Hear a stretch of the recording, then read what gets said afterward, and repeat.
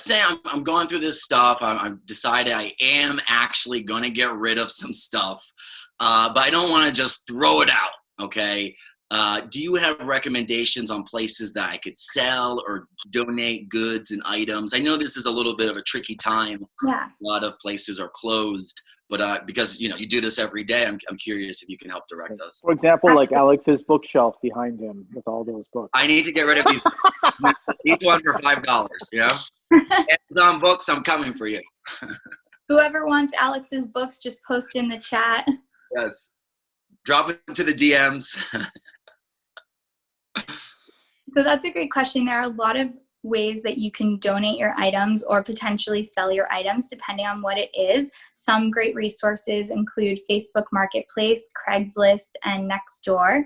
You can list items and sell it to people in your neighborhood. Right now is a little bit tricky time with this environment. Some people aren't really comfortable doing that.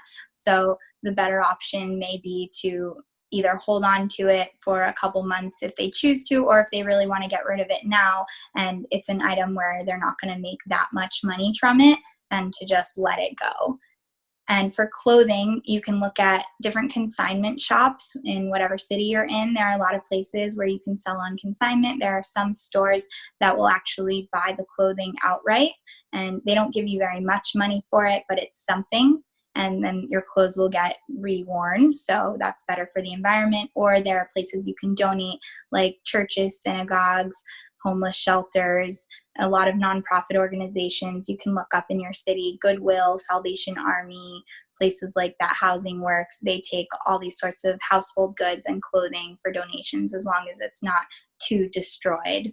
And they have limitations on what they take. And right now, with today's climate, most of them are not accepting donations. However, in the future, they will be again.